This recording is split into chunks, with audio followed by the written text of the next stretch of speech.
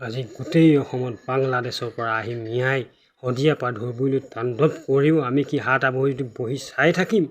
গা গৰম উঠি সিহঁতক দেখিলে মিয়াৰ জাতিটোক দেখিলে গা গৰম উঠি আহে। এতিয়া আমাৰ বাই ভনীবিলাক দিন দুপৰতে ধৰ্ষণ কৰিছে, কেনেও গাড়ীয়ে ঘূৰাই যাব নোৱাৰে। গোটেই মঠ মন্দিৰবিলাক লুণ্ঠন কৰি এদাই কৰিছে। এহেঁতৰ কথা শুনিলে গাৰ নোম তেজ দাং খাই আহে। সিহঁতক পালেই যেন এটি মাৰিম এনেকুৱা লাগে সিহঁতৰ কুকাণ্ডবিলাক দেখিলে। তহঁতি আমাৰ বাই ভনীবিলাক ধৰ্ষণ কৰি এদাই কৰিছে। যা তহঁতক বাংলাদেশত গৈ তহঁতৰ নিজৰ বাই ভনীহঁতক এনেকৈ ধৰ্ষণ কৰগৈ।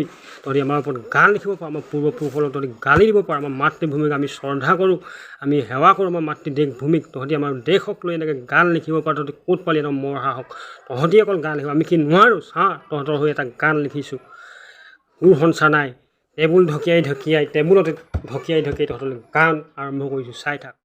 তহঁতি অকল গীত লিখিব পাৰ, আমি নোৱাৰোঁ। তহঁতি কাণ খৰিকাই শুন। তহঁতৰ কাৰণে এটা লিখিছোঁ, চা তহঁতি ভালকৈ চা। কাণ খৰিকাই ল, এনেকৈ খৰিকাই ল। মামা অ মামা, সীমান্তৰ মামা, বাংলাদেশৰ মিয়াক মেটেকা দুপত উঠাই ঠেলা মাৰি দিয়া। ঐ বাংলাদেশলৈ ঠেলা মাৰি দিয়া। ঐ মিয়া তহঁতক কৈছোঁ শুনি ল ভাল ধৰণে, কাৰণ এনেকৈ খৰিকা ভালছে শুন। মামা অ মামা, সীমান্তৰ মামা, বাংলাদেশৰ মিয়াক মেটেকা দুপত উঠাই ঠেলা মাৰি দিয়া। ঐ ঠেলা মাৰি দিয়া। অসমতে থাকিলি অসমীয়াক চিনি নেপালি, অসমীয়া জীয়াৰী বোৱাৰীবোৰক তহঁতি ধৰ্ষণ কৰি মাৰিলি। তহঁতকে কৈছোঁ ভালছে শুন, কাৰণ এনেকৈ কৰি শুন।